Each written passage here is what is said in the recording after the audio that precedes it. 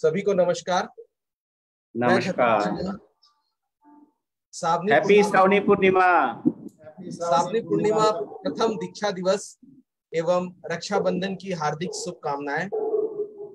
आज के दिन सन 1939 को आनंद मार्ग के प्रवर्तक श्री श्री आनंद मूर्ति जी ने गंगा नदी के किनारे काशी मित्र घाट पर कालीचरण बंदोपाध्याय कुख्यात काकू को प्रथम दीक्षा दिया था। इसलिए आध्यात्मिक दृष्टिकोण से एक ऐतिहासिक दिन है। बाद में कालीचरण बंदोपाध्याय का नाम आचार्य कालिकानंद अवधूत हुआ और अध्यात्म के उस शिखर पर पहुंचकर उन्होंने समाज में पीड़ित मानवता के कल्याण के लिए बहुत कार्य किया है। अतः मैं ईश्वर से प्रार्थना करता हूं कि सभी के जीवन काल में भी आध्यात्मिक प्रगति हो एवं जनहित के लिए सदैव तत्पर रहते हुए जीवन के लक्ष्य को प्राप्त करने में सफल रहें। हमारे बीच आज आचार्य पुण्यदेवानंद जी और आचार्य धर्म प्रेमानंद जी, जो श्री श्री आनंद मूर्ति जी के अनुयायी हैं, उनका हार्दिक अभिनंदन है। इन्होंने अपना संपूर्ण जीवन पीड़ित मानवता की सेवा के लिए उत्सर्ग कर दिया है। आज का विषय सावनी पूर्णिमा की महत्ता पर इनसे जानने की कोशिश करेंगे। उससे पहले हम सभी दर्शक चाहते हैं कि सावनी पूर्णिमा के इस शुभ अवसर पर श्री श्री आनंद मूर्ति जी द्वारा दिए गए प्रभात संगीत से इस कार्यक्रम की शुरुआत की जाए। इसलिए मैं आचार्य जी से निवेदन करता हूं कि वो प्रभात संगीत से इस चर्चा की शुरुआत करें। नमस्कार आचार्य जी।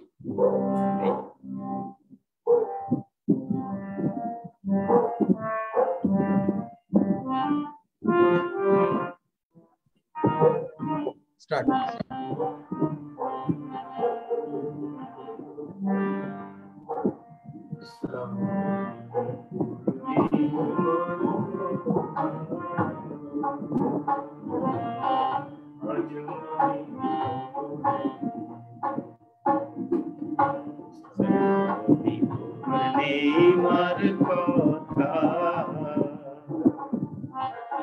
आज मने पड़े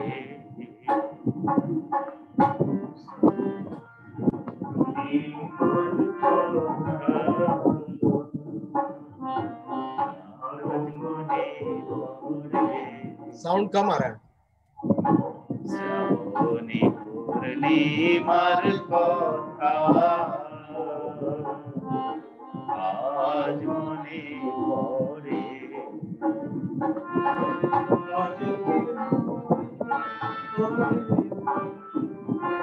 आज के मने पड़े बंधु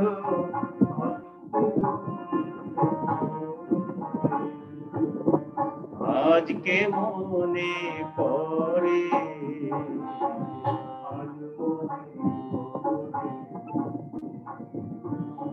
आज मने पड़े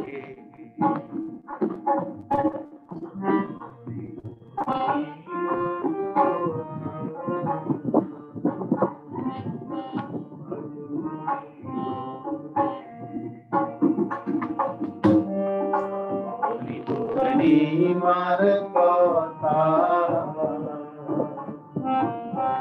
आज मने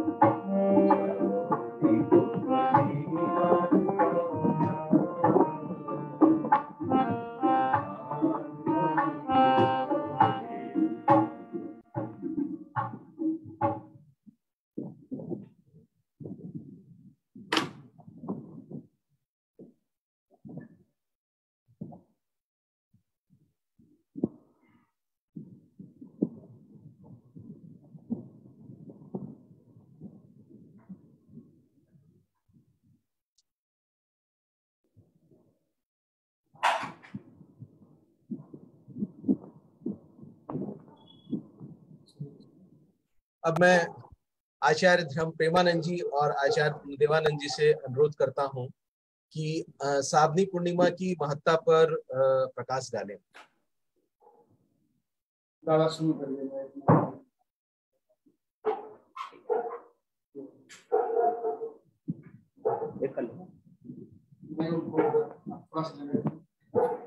शुरू करिए। नमस्कार सभी मेरे प्यारे बहनों को जो भी इस चैनल में पार्टिसिपेट कर रहे हैं। अभी जो संगीत अर्थात प्रभा संगीत गाया गया उसमें एक सेंटेंस है, जड़े होलो मंत्र जड़े होलो चेतन संघात, अर्थात जड़ता पर चैतन्य का हावी होना शुरू हुआ और मन पर हुआ मंत्राघात। मन के तमसा को दूर करने के लिए मंत्राघात जरूरी होता है। ये सेंटेंस जो है ये प्रमाणित करता है कि श्रावणी पूर्णिमा का जो दिन है वो है mind over matter, consciousness over matter and मन के जो मलिनता या डार्कनेस उसको दूर करने की मंत्र है। यही हुआ था। जैसे कि हम लोग जानते हैं ये जगत गुरु श्री श्री आनंद मूर्ति जी, पहले उनको सारी दुनिया श्री प्रभात रंजन सरकार के रूप में जानते थे और वो आनंद मूर्ति रूप में आए जब उन्होंने पहला दीक्षा प्रदान किया कालीचरण बैनर्जी को, जो एक बहुत बड़े कुख्यात डाकू थे। आप सोच ही सकते हैं कि एक डकैत का मानसिकता है वो किस तरह का होता है। जड़वादी, भोगवादी, क्रूरता, ये सारे उनके विशेषताएं होती हैं। तो ऐसे परिस्थितियों में जड़ पर चैतन्य का प्रभाव कैसे हुआ। फिर दूसरी बात है, मन के जो मलिनता है, गंदगी है, तमसा है, उसको हटाने के लिए मंत्र कैसे शुरुआत हुआ। वो जो प्रोसेस है, वो जो प्रोसीजर है, वही प्रोसीजर है तंत्र का। क्योंकि तंत्र का अर्थ ही होता है तमजाड्याताड़ेजसुसः तंत्रः प्रकृतिता, अर्थात मन के अंधकार जिसके द्वारा दूर होता है वही है तंत्र। और मंत्र क्या है? मन ना ताड़ेजसुसः मंत्रः प्रकृतिता, अर्थात मन को त्राण करता है, मुक्त करता है, वही है मंत्र। सो तंत्र और मंत्र दोनों एक साथ जुड़ा हुआ है। तो जगत गुरु श्री श्री आनंद मूर्ति जी जिस समय स्टूडेंट लाइफ में पढ़ते थे, उसी समय 1939, आप जानती हैं कि 1939 का जो समय है ब्रिटिश का रूल था और द्वितीय विश्व युद्ध चरम अवस्था पे थी। ऐसे अवस्था में लोगों की मानसिकता, लोगों में त्राहिमाम त्राहिमाम, पूरे जगत में त्राहिमाम त्राहिमाम मची हुई। ऐसे समय में जगत गुरु श्री श्री आनंद मूर्ति जी एक नई ट्रेन, आध्यात्मिकता का एक नई ट्रेन चालू किया, वो है दीक्षा दान। और उसी दिन से ये दिन श्रावणी पूर्णिमा आनंद मार्ग और आनंद मार्गियों के लिए बहुत ही महत्व रखता है, क्योंकि वो जगत गुरु श्री श्री आनंद मूर्ति जी का पहला दीक्षा था। किसको? एक डाकू जिसका नाम कालीचरण बैनर्जी था। वहीं से ये शुरू होती है ये श्रावणी पूर्णिमा, जिस श्रावणी पूर्णिमा को सारे विश्व में आज आनंद मार्ग समाज में बहुत ही धूमधाम से, श्रद्धा से, भक्ति से मनाया जा रहा है। अब मैं चाहूंगा दादाजी इस डिस्कोर्स पर आगे बढ़ें।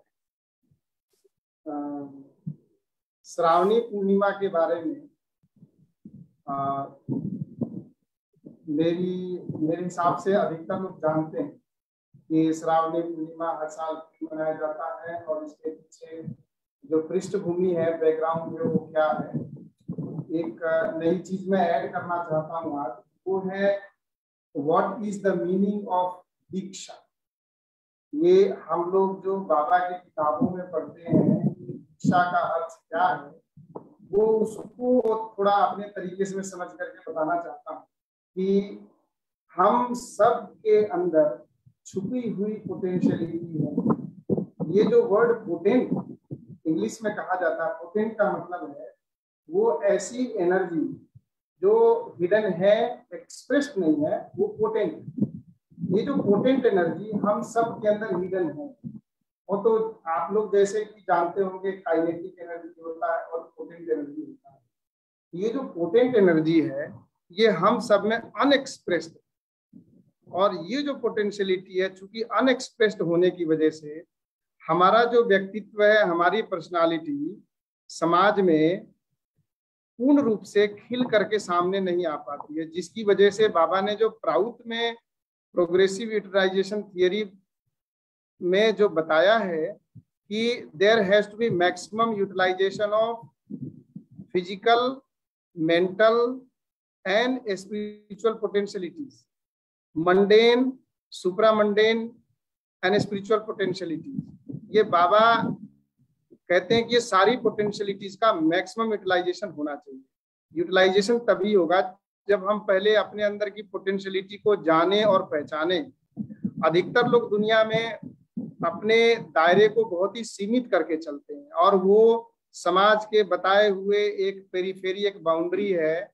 समाज हो, परिवार लोग हो, पड़ोसी हो, रिश्तेदार हो, सब लोग हमारे जीवन के चारों तरफ एक बाउंड्री बना देते हैं, और हमारे सोचने का जो दायरा है वो उस पर्टिकुलर पेरीफेरी और बाउंड्री से बाहर नहीं निकल पाता। तो उस बाउंड्री से बाहर निकलने के लिए पहले हमें जानना पड़ेगा कि हमारे अंदर की पोटेंशियलिटी है कि नहीं है और कितनी पोटेंशियलिटी है। इसके बारे में एक चीज कहा गया है कि हर मनुष्य के अंदर अनंत सत्ता है। इसका मतलब यह है कि हर मनुष्य के अंदर अनंत पोटेंशियलिटी है। इसका आपको एक साइंटिफिक उदाहरण देता हूं।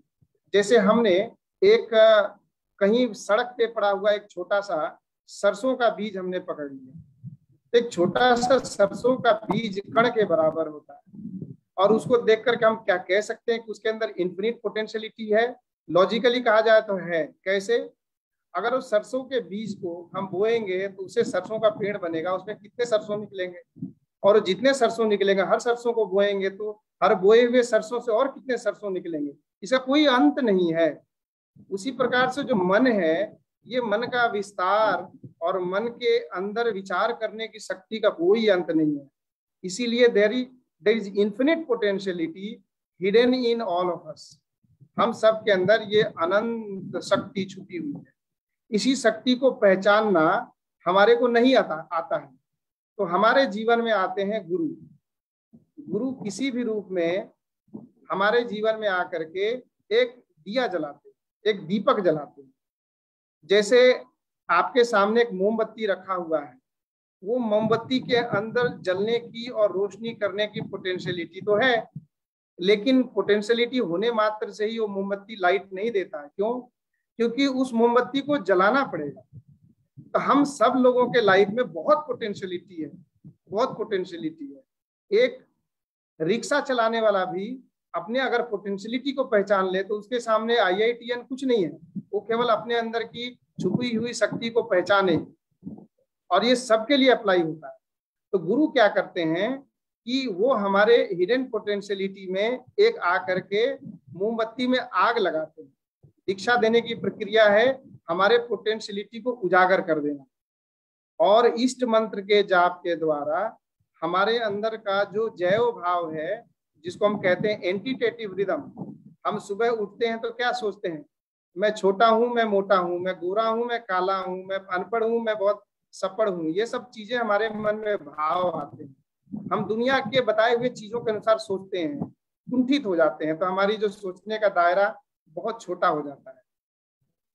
उस दायरे को तोड़ने का सबसे पहला प्रक्रिया है दीक्षा।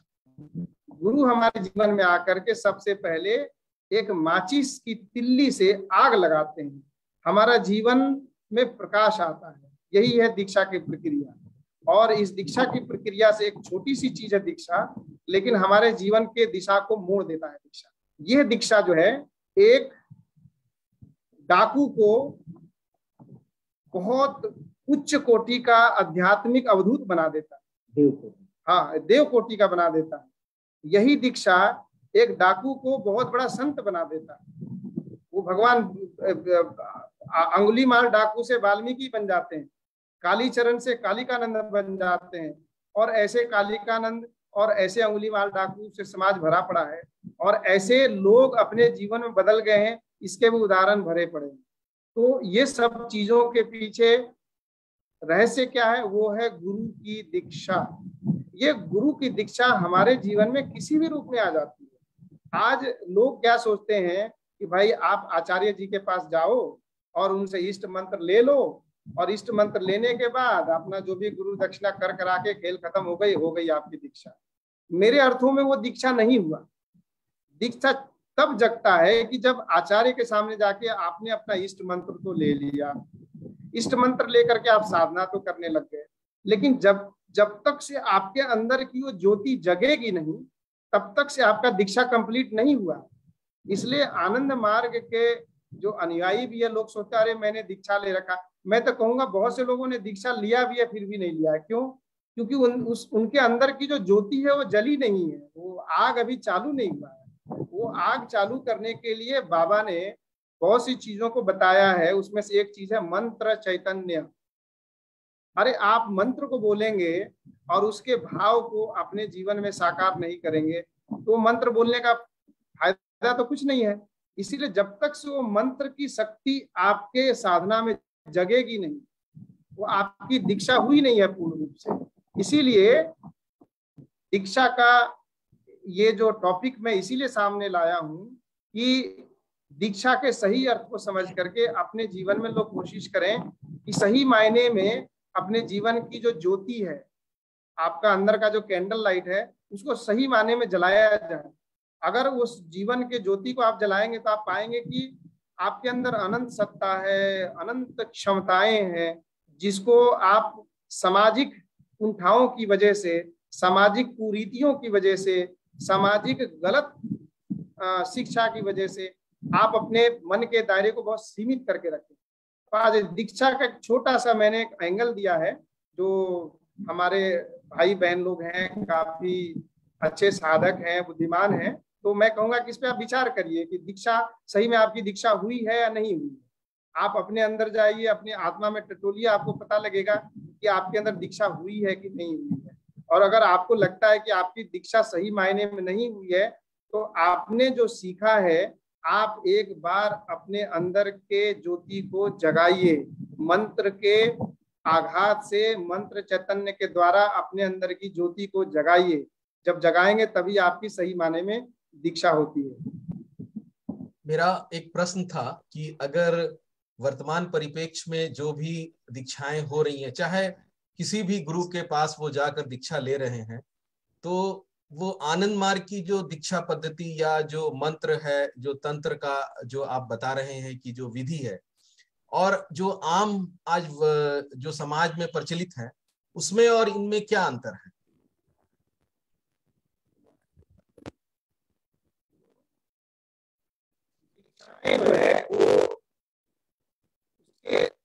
आवाज गिरा रहा है, आवाज कर रहा है, आवाज कर रहा है, आवाज ठीक नहीं आ रहा है।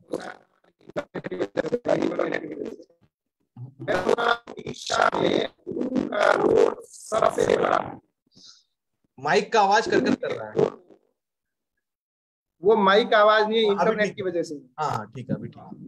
मैं ये कह रहा हूं कि दीक्षा में गुरु का रोल सबसे इम्पोर्टेंट। इसीलिए आप दीक्षा सही है कि नहीं है, आप दीक्षा लेंगे कि नहीं लेंगे, उससे ज्यादा आप फोकस करिए कि आपके जीवन में सही प्रकार से गुरु प्रकट हुए कि नहीं हुए हैं। क्योंकि आप थोड़ी देर पहले बोले कि समाज में अनन्य प्रकार के गुरु होते हैं। असल में देखा जाए तो सही मायने में गुरु एक ही होता है, ब्रह्मेव गुरु रेखा ना पर। वो ईश्वर शक्ति के अलावा और कोई सच्चा गुरु नहीं हो सकता है। हम सब शिक्षक हो सकते हैं, हम सब पाठशाला में लोगों को पाठ्यक्रम पढ़ाने वाले शिक्षक हो सकते हैं, आचार्य हो सकते हैं, अध्यापक हो सकते हैं, लेकिन हम गुरु का रोल नहीं ले सकते हैं। क्यों?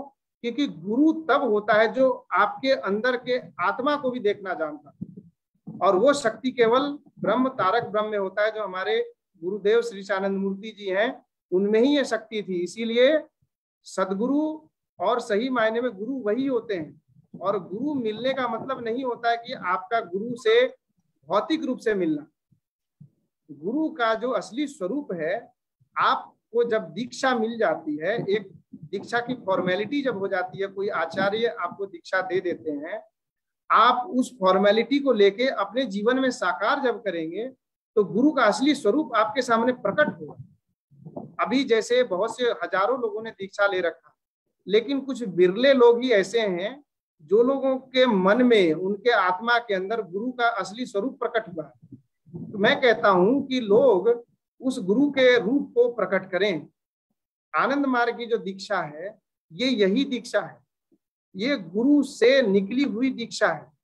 ये कहीं दूसरे किसी भाया मीडिया माध्यम से बनाई हुई दीक्षा नहीं है। इसीलिए ये दीक्षा सीधा तंत्र मार्ग, तंत्र मतलब सही की साधना, दिखावे वाली कर्मकांड की साधना नहीं, सत्य की। हाँ, सत्य की साधना। तंत्र का लोग बहुत गलत अर्थ निकालते हैं कि तंत्र मंत्र जादू टोना, ऐसा नहीं है। तंत्र का मतलब है कि मन को तानना, खींचना, एक्सपेंड करना।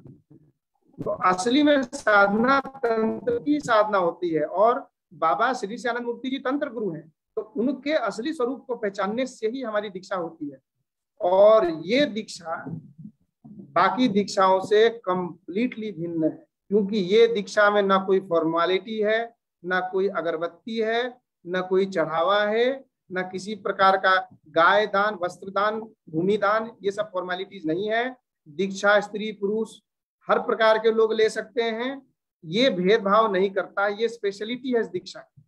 ये दीक्षा है आपके मन का, आपका मन शुद्ध हो, आपकी आत्मा परिशिष्ट हो, तो ये दीक्षा अपने आप में पूर्ण हो जाता है। बाकी आप दीक्षाओं के बाजार में दीक्षा लेते रहिए, होना कुछ नहीं है। इसीलिए शिव भगवान आगम निगम शास्त्र में कहते हैं कि इदम तीर्थम भ्रमणति तामसा जनः आत्म तीर्थम ना जनन्ति कथम मोक्षो वरानन। ये जो एक तीर्थ से दूसरे तीर्थ पे लोग भटकते रहते हैं, उससे कुछ नहीं होना। अपने अंदर का जो आत्मा है, वो आत्मा जो सबसे बड़ा तीर्थ है, उसको जब पहचानने लगते हैं तो फिर वो उसको मोक्ष के लिए और कहीं भटकने की जरूरत नहीं है। वो उसकी दीक्षा पूर्ण हो जाती है वहीं पे, जब अपने अंदर के आत्मा रूपी तीर्थ को पहचान लेता है। तो यही है हमारी दीक्षा की पद्धति, आनंद मार्ग के दीक्षा की पद्धति और बाकी दुनिया की जो दीक्षा की पद्धति है, दोनों में काफी भिन्नता है।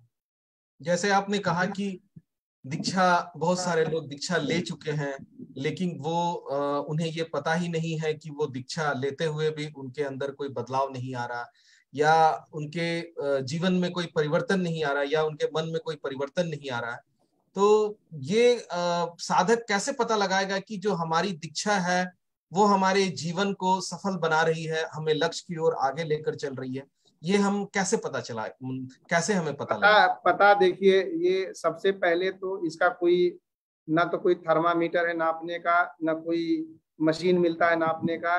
ये अपने अंदर आत्मा झांकने से ही आपके अंदर की आत्मा की आवाज बता देगी कि आप सही में सच्चे हो या झूठे हो। इसमें सबसे बड़ी बात यह है कि आध्यात्मिक साधना स्वयं के लिए, दिखाने के लिए नहीं होता।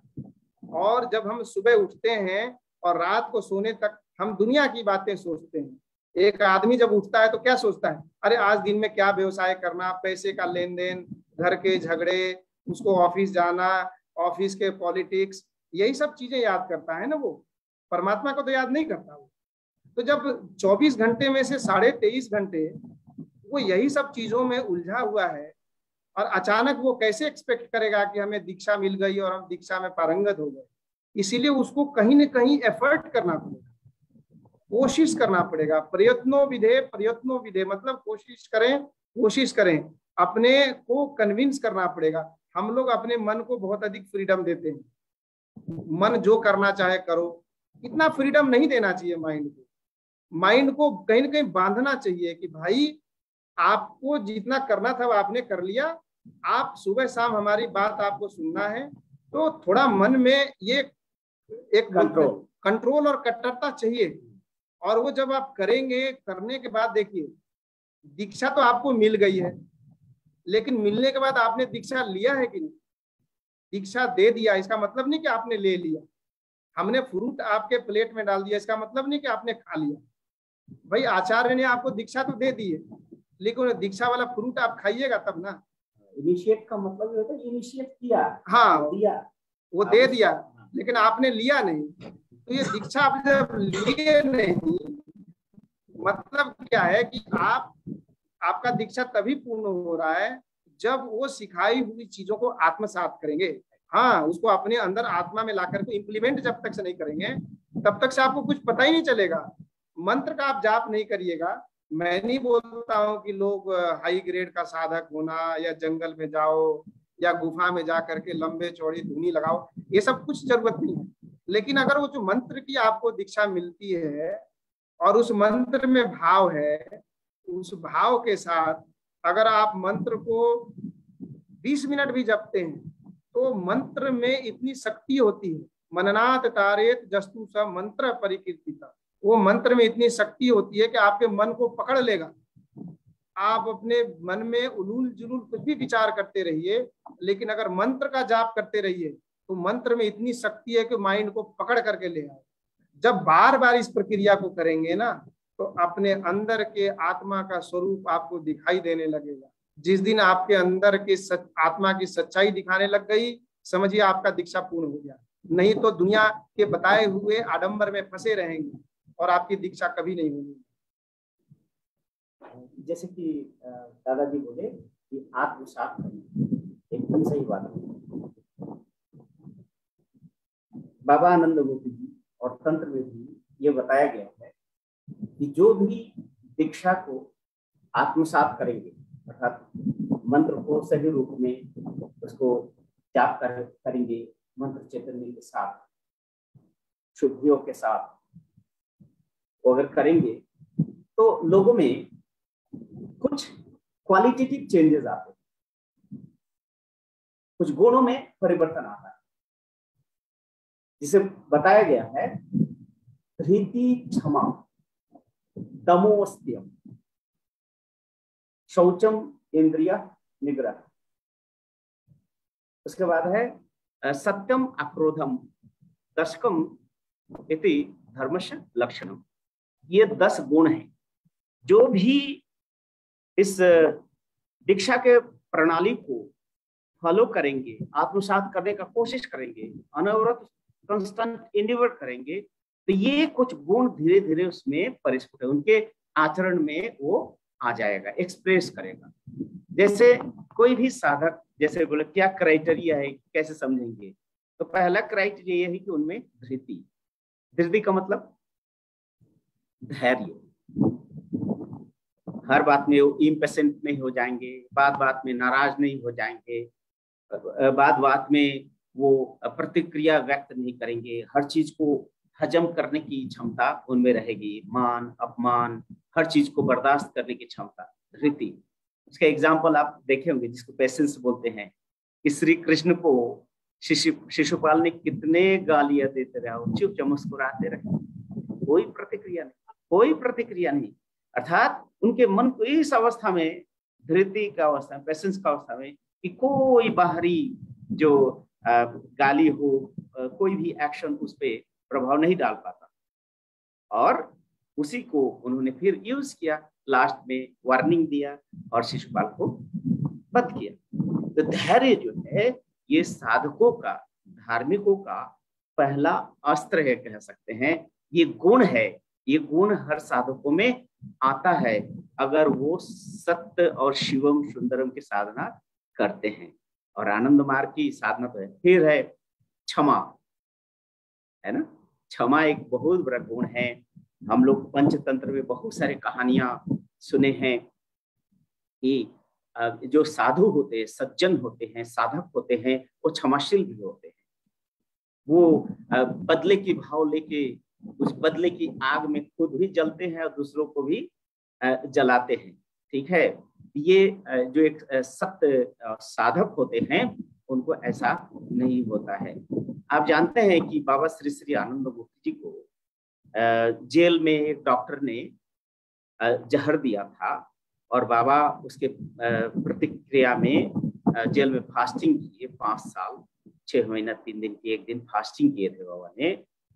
और सबको पता है कि उस डॉक्टर को, दरभंगा के डॉक्टर थे, या हैप्तुल्लाह कुछ कोई नाम था उनका, डॉक्टर हैप्तुल्लाह, नाम मुझे इतना याद नहीं आ रहा है। वो डॉक्टर साहब को कोढ़ हो गया था, कोढ़, पूरे शरीर गल रहे थे। तो उनको यह एहसास हुआ कि जो जेल में मैं आनंद मूर्ति जी को जहर दिया था उसी का ये रिएक्शन है। इसलिए उन्होंने मैसेज भेजा अब बाबा को कि बाबा अगर क्षमा कर देंगे शायद मेरी बीमारी ठीक हो जाए। तो बाबा ने कहा कि देखो, मैं जिस समय वो जहर दिया ना उससे पहले ही उसको मैं क्षमा कर दूंगा, लेकिन प्रकृति तो अपना कार्य करेगी ना। वो जो कर्म किए थे वो प्रकृति के विरुद्ध में था। मैं उन पर न नाराज हुआ, न मैं कुछ उसको अभिशाप दिया, न श्राप दिया। बस प्रकृति उसका एक्शन का वो रिजल्ट दे रहा है। तो ये जो साधक होते हैं हम हमेशा क्षमाशील होते हैं हर क्षेत्र में। उन पर कितना भी अत्याचार लोग करेंगे फिर भी बर्दाश्त करेंगे, हंसते हुए इग्नोर करेंगे।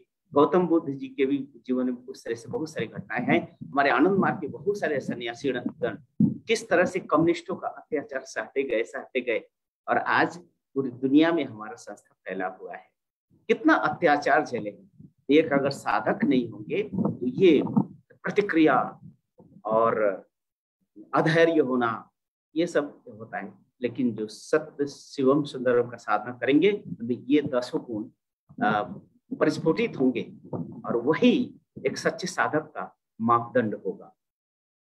10 गुणों को एक्सप्लेन नहीं करना चाहते, वो तो बाबा किताब पढ़ने से आप लोग मिल जाएगा। दूसरी यही बात मापदंड, जैसे आपने कहा कि तारक ब्रह्म और जो गुरु, ये दोनों में क्या फर्क है?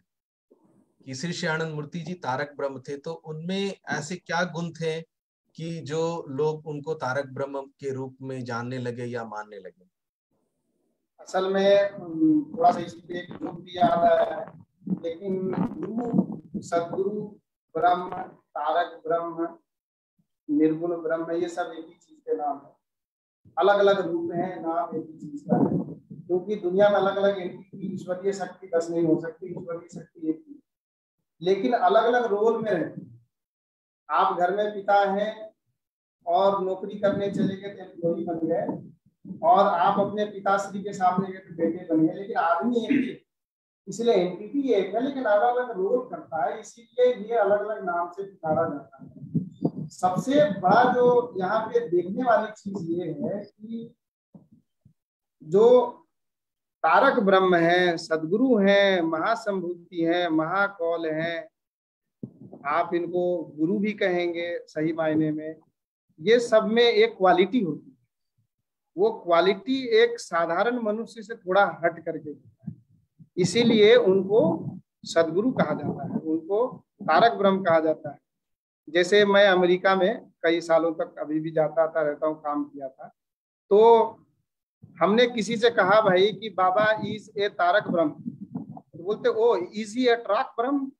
तो मैंने उसको जोक बनाया कि he is a truck Brahma. Truck मतलब क्या होता है कि एक साइड से ढो करके दूसरे साइड को लेना। हम है सगुन ब्रह्म, सगुन की दुनिया में रहते, और उस सगुन के पार, भवसागर के पार है निर्गुण की दुनिया। ये जो ट्रक है या ट्रक ब्रह्म जिनको कहेंगे या तारक ब्रह्म कहेंगे, ये तारक ब्रह्म ये सगुन की दुनिया से निर्गुण की दुनिया को जोड़ देते हैं। एक ब्रिज बंधन, हाँ सेतु बंधन, एक ब्रिज का काम करते हैं, और ट्रक में लेकर के ढो करके हमें भवसागर पार कराते हैं। तो तारक ब्रह्म का असली अर्थ वही है, गुरु का भी वही मतलब, ये शब्दों का खेल है आपस में, लेकिन गुरु का वही मतलब है। लेकिन जो कैरेक्टरिस्टिक वाइज ये फर्क ये होता है कि नॉर्मल मनुष्य काम, क्रोध, लोभ, मोह, माद मात्सर्य, भय, लज्जा, घृणा, शंका, ये सब चीजों से ग्रसित होता है, लेकिन जो सदगुरु होते हैं वो ये सब चीजों से ग्रसित नहीं होते हैं। क्यों? हाँ, दुनिया में रहते हुए भी उनका स्वरूप निर्गुण में रहता है। ये कैरेक्टरिस्टिक्स आप बाबा में देखे हैं, जो भी बाबा से साक्षात्कार हुए हैं वो इस चीजों को जानते हैं। बाबा ने अपने से कभी नहीं बोला कि मैं भगवान हूं, मैं तारक ब्रह्म हूं। लोग उनके गुणों को पहचाना, समझ गया कि ये कुछ और हैं। बाबा तो लोगों के मन को पहचान जाते थे, आप अपने मन में क्या विचार कर रहे हैं वो तो स्पष्ट देखते थे, बोलते थे, लेकिन उसके बाद भी कभी उन्होंने आडंबर नहीं किया कि मैं ये भगवान स्वरूप हूँ, ब्रह्म स्वरूप हूँ। उन्होंने ये सारे विज्ञान को बड़े अच्छे तरीके से समझा दिया कि गुरु का अर्थ क्या है, तारक ब्रह्म का अर्थ क्या है, सगुण ब्रह्म क्या है, निर्गुण ब्रह्म क्या है, वो सारी चीजों का एक सही मायने में मतलब समझा दिया। बाकी लोग खुद ही बुद्धिमान है, लोग समझ जाते हैं कि ये सब चीजों का मतलब क्या है।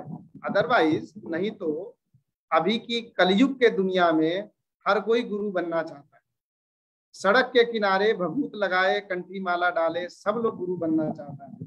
लोग करे, अच्छा काम करे, किसी भी रूप में करे, हमें कोई दिक्कत नहीं है, लेकिन गुरु अनेक नहीं होते हैं, गुरु तो एक ही होते हैं, और वो अलग अलग रूप में भले ही प्रकट हो सकते हैं अलग अलग समय पे, लेकिन वो सत्ता तो एक ही है।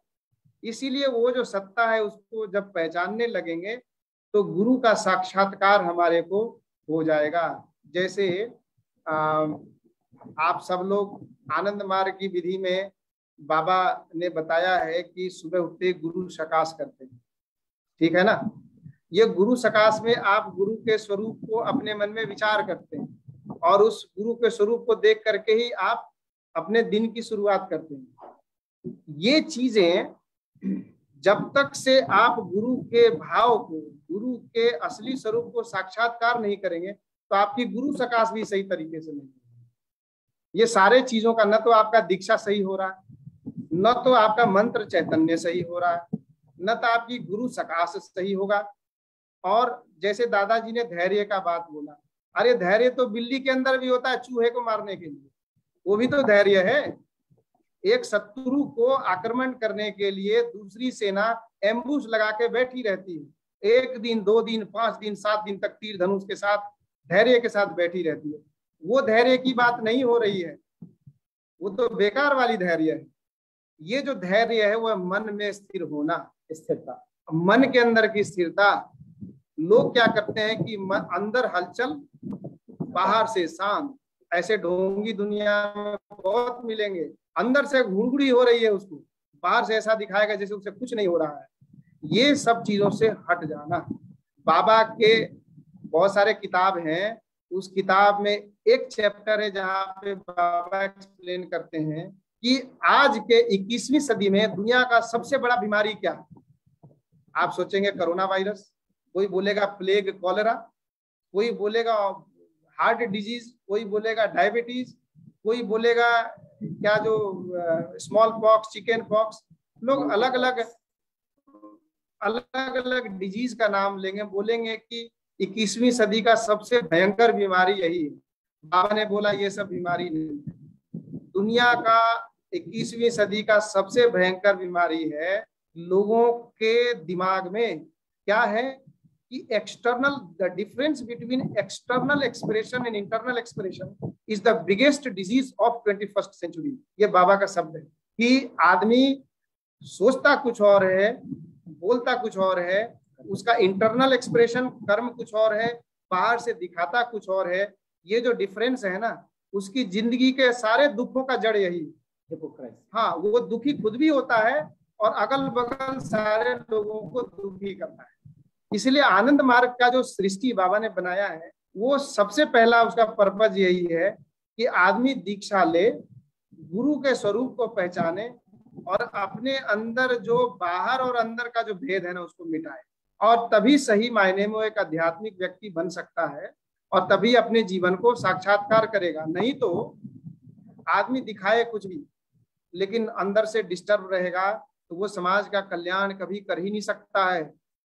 चाहे कितने भी लोगों को पैसे खिला दे, हर पंखों पे अपना नाम लिखवा दे, हर कटोरी ढक्कन पे अपना नाम लिखवा दे, उसको कुछ नहीं होना है जब तक से उसके अंदर का आवाज और बाहर का आवाज एक होना है। तो इसीलिए आज श्रावणी पूर्णिमा के अवसर पे गुरु और दीक्षा, ये दोनों शब्द का बहुत बड़ा महत्व है। जो आदमी अपने जीवन में दोनों शब्द का अर्थ समझ गया ना, कि गुरु और दीक्षा, उसको ज्यादा स्पिरिचुअलिटी और फिलॉसफी पढ़ने की जरूरत नहीं है। ये दोनों शब्द बहुत भारी है, बहुत महत्वपूर्ण है हमारे जीवन में, हर साधक के लिए। हर एक कोई आज वर्तमान समय में हर एक कोई शांति चाहता है, और ऐसा कभी कभी लगता है कि जब साधक कभी साधना कर रहा हो और उस समय बहुत गहन ध्यान में भी चला गया हो, लेकिन एक बैग जो उसे बाहर की सारी जो सांसारिक चीजें हैं वो उनको सताने लगती है। तो ऐसा क्यों होता है? ऐसा इसलिए होता है कि लोग भगवान और संसार को अलग अलग तरीके से देखता है। संसार भगवान से अलग नहीं है।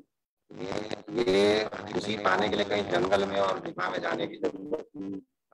अरे आपके बगल में एक आदमी है, भूखा खड़ा है, आप उसको खाना नहीं खिला रहे हैं, उधर जाकर के आवाज कर रहा है, आवाज थोड़ा हाँ। आवाज किरकिर कर रहा है।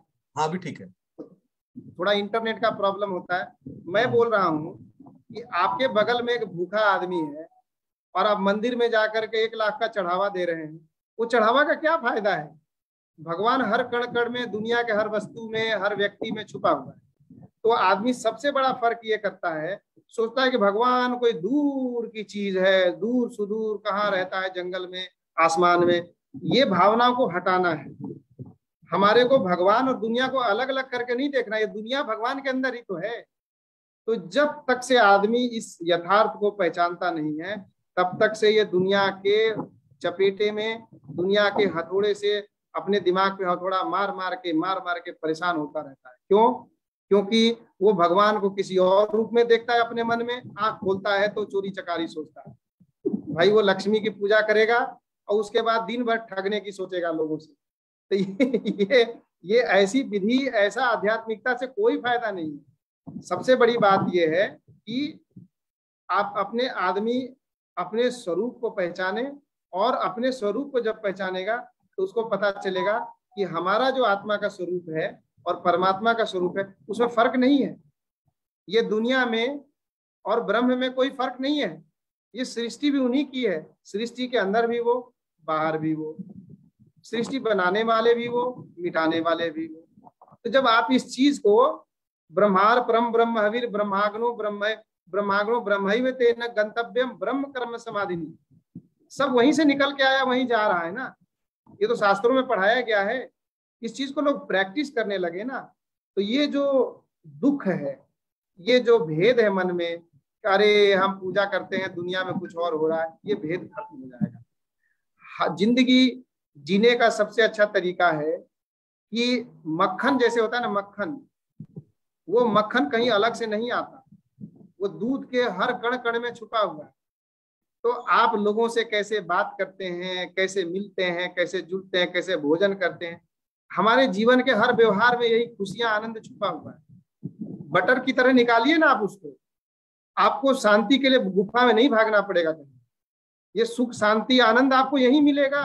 भोजन करने में, टॉयलेट करने में, लोगों से मिलने जुलने में आनंद यही मिलेगा, कहीं बाहर से नहीं मिलेगा आनंद। कोई ऐसा नहीं है कि 100 ग्राम आनंद आपको यही एक साथ मिल गया, आप लेकर के भाग लिए, ऐसा कुछ नहीं है। अपने जीवन को सुधारें, अपने आप आनंद मिलता है। आनंद को वो कहते हैं ना कि वो कालिदास या सूरदास की कविता है कि प्रभुता सब कोई चाहे, प्रभु चाहे ना कोई, जो प्रभु चाहे प्रभुता आप ही होए। ये बहुत जरूरी है जानना कि आदमी जो है प्रभुता के लिए भागता, इंपोर्टेंस के लिए। आज मतलब गृहस्थ तो छोड़िए, सन्यासी और जो गुरु का लोग चोंगा ले लेके घूमते हैं, सब लोगों में मान सम्मान प्रतिष्ठा उसकी ऐसी होड़ लगी है कि लड़ाइयां होती हैं, एक दूसरे से लड़ते कटते मरते हैं। क्यों मरते हैं? क्योंकि प्रभुता के पीछे भाग रहे हैं। उस प्रभुता से आप ता हटा दीजिए, खाली प्रभु के पीछे भागिए, प्रभुता आपके पीछे पीछे खुद ही आएगा।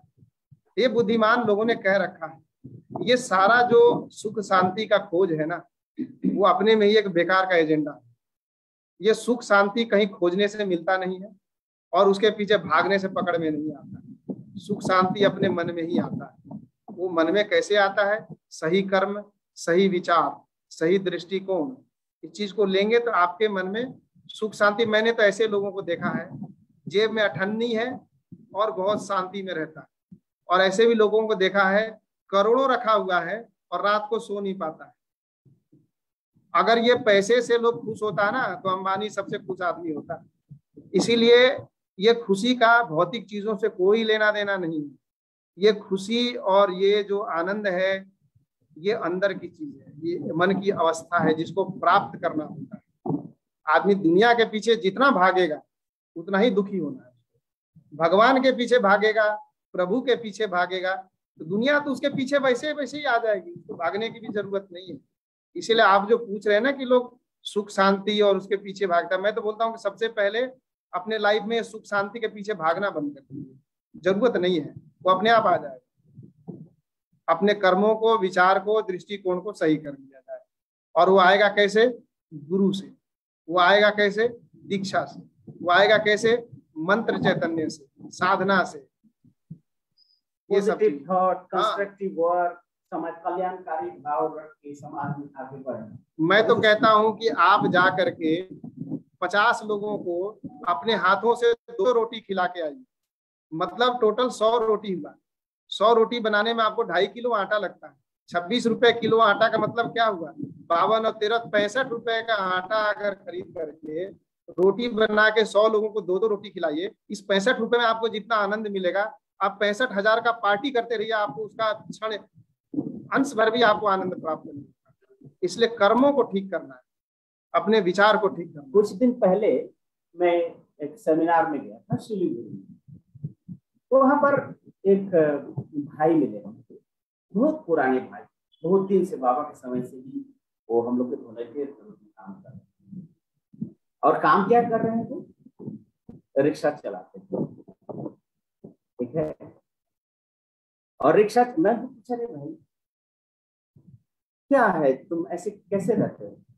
वो दादा जानते हैं, जब मेरे रिक्शा पे बैठते हैं हम किसी से भाड़ा नहीं मांगते, लेकिन मैं सबसे, वो धनी हो या गरीब हो, सबसे नहीं पूछता हूँ आपके मन में कोई तकलीफ तो नहीं है?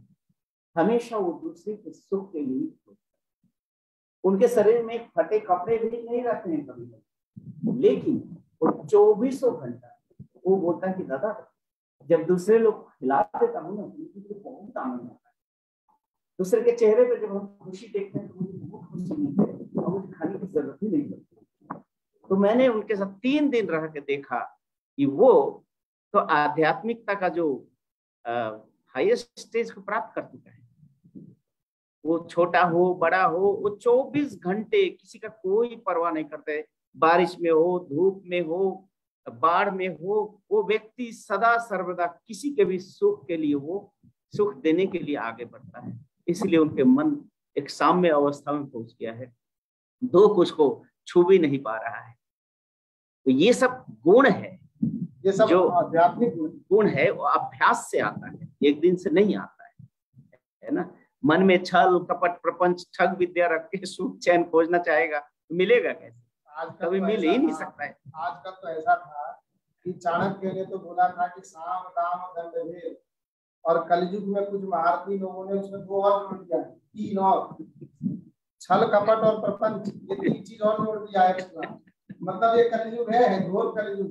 मतलब साम दाम दंड भेद काफी नहीं है, बोलते छल कपट प्रपंच और जोड़ो। हाँ। तब जाके साथ तो ये दुनिया है।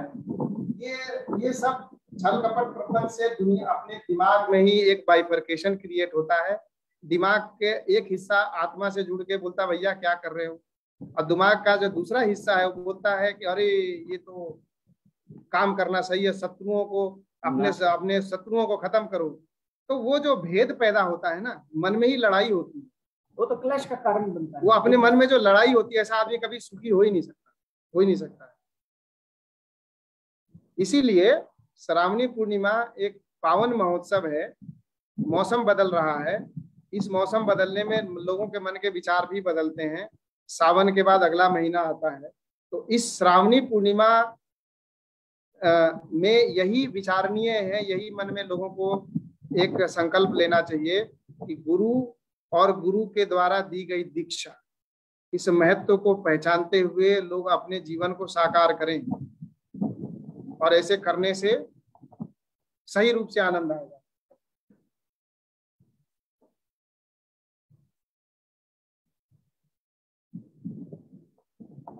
शायद धर्मेंद्र जी लाइन पे नहीं है। धर्मेंद्र जी,